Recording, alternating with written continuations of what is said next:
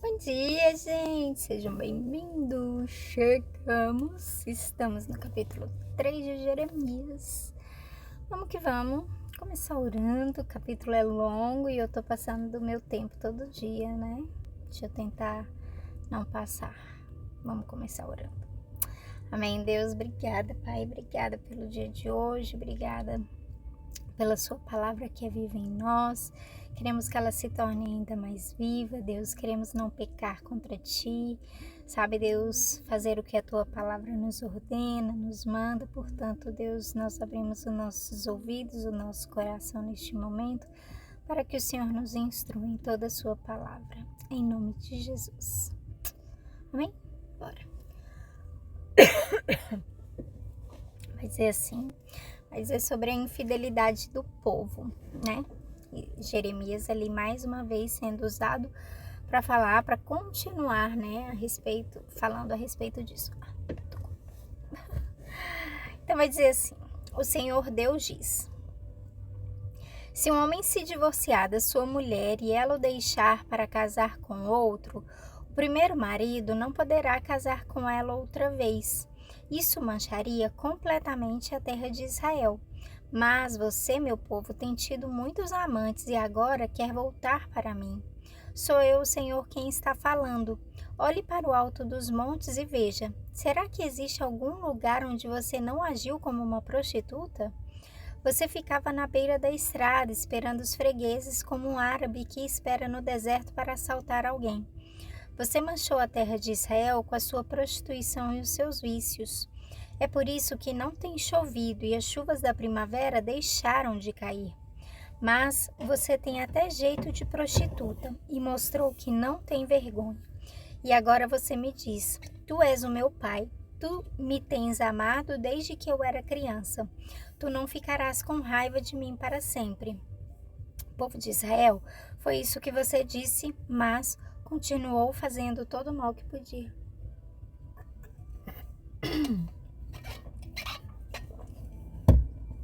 Dá uma hidratada aqui na garganta.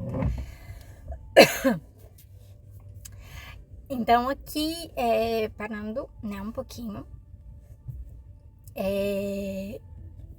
até um pouco, né, no capítulo de ontem a gente também viu falando um pouco disso, né, vai finalizar ali o capítulo 2 falando que Israel parecia um cavalo monteso no cio, uma jumenta no cio, enfim.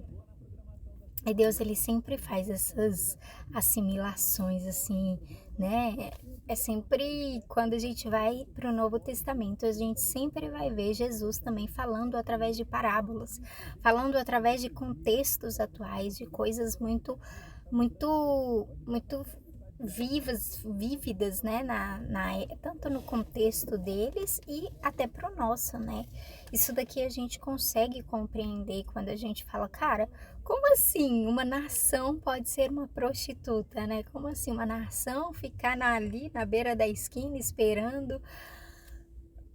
Mas é porque Israel, ela estava exatamente nessa condição, sabe? Ela tinha o Deus dela, mas ela vivia flertando com outras nações para ajudar ela, para salvar ela, para fazer algo por ela, para, como é que se diz? Para comprar, para vender, para que mais? Questão das guerras, né? Tudo que assim. Então Deus queria que o povo confiasse em Deus, queria que pedisse socorro a Deus, queria que de fato ele fosse pai, ele fosse o primeiro a ser recorrido.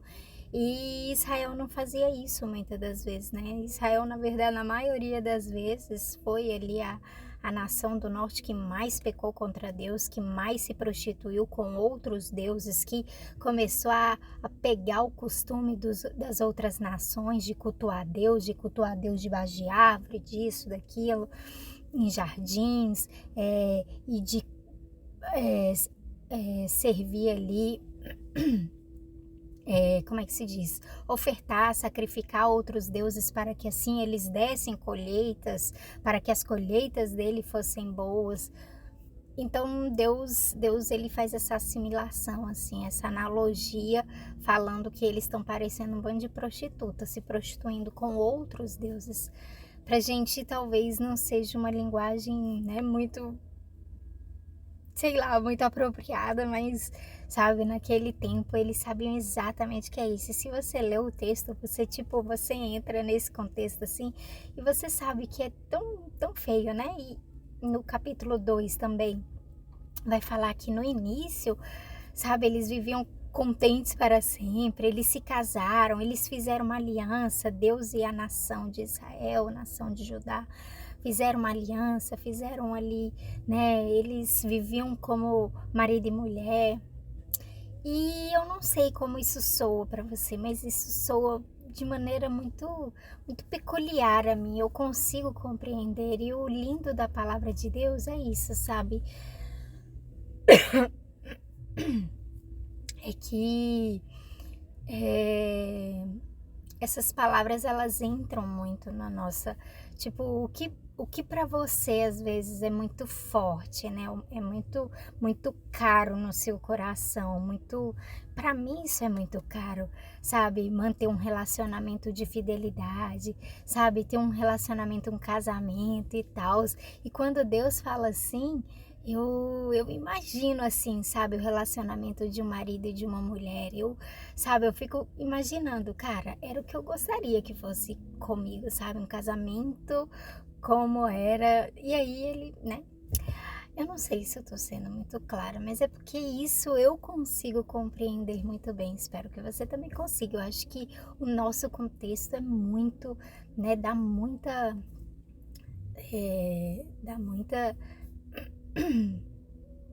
muita vocabulário assim que possa a gente consegue visualizar, né? Então, vamos continuar.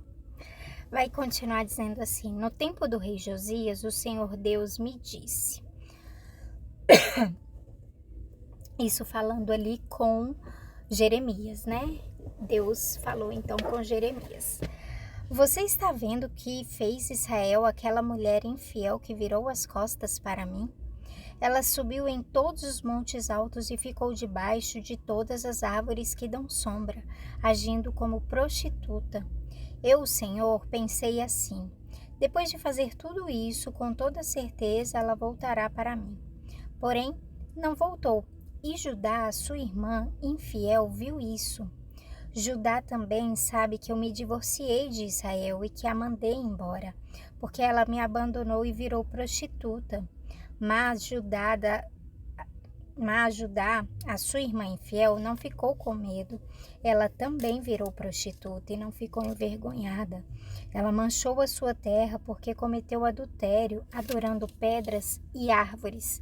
E o pior de tudo é que Judá, a infiel irmã de Israel, só fingiu que voltava para mim. Ela não foi sincera. Eu, Senhor, estou falando. Aí Deus me disse que, embora o povo de Israel o tivesse abandonado, ainda era menos culpado do que a infiel Judá. Ele mandou que eu fosse até o norte e dissesse ao povo: Ó Israel infiel, volte para mim. Sou eu, o Senhor, quem está falando. Sou bondoso e por isso não ficarei com raiva de você. Não ficarei irado para sempre. Basta você reconhecer que é culpada e que se revoltou contra o Senhor, seu Deus. Confesse que debaixo de todas as árvores que dão sombra, você deu o seu amor a deuses estrangeiros e não me obedeceu. Eu, Senhor, estou falando. Então aqui Deus vai ali ter uma comunicação com Jeremias, né? E ele vai virar e vai falar: nossa, sabe o que eu pensava, Jeremias, na boa? Que depois de tudo isso, depois que eles provassem ali, vissem que aqueles deuses não foram tão bons como eu sou, sabe? Não puderam salvá-los, não puderam, né? Porque são deuses feitos e criados por mãos e mentes humanas. E depois disso tudo que aconteceu, eu esperava que eles voltassem para mim, mas eles não voltaram, muito pelo contrário. Eles continuaram pecando e não bastasse isso, a Judá viu o que eles estavam fazendo e decidiu seguir os mesmos passos. E aí, gente, a gente precisa voltar lá em 2 Reis, 2 Crônicas, onde a gente vê que Israel, depois do reino de Salomão, foi quebrado ali, então Jeroboão tomou conta e um após o outro rei foi desses reis que praticamente todos eles se desviaram de Deus. Mas Judá não, Judá ainda tinha ali, era da descendência de Davi, então Judá ainda permaneceu ali com a descendência, sendo os reis, né, descendentes de Davi, mas também fiéis a Deus. Porém, em um determinado momento, em um reino lá específico, eu não vou lembrar agora, eles começaram a praticar o que Israel estava praticando. Um rei específico lá e alguns outros reis começaram a oferecer, a se afastar de Deus. Então eles começaram nesse caminhar aí igual era com Israel. E aí aqui Deus está falando isso para Jeremias, Deus está virando e ele está falando, você está vendo como eles todos estão sendo infiéis? E aí, mas tipo, é aquele negócio, né, que a quem muito é dado, muito é cobrado, porque a Judá era dado a descendência de Davi, então eles precisavam continuar.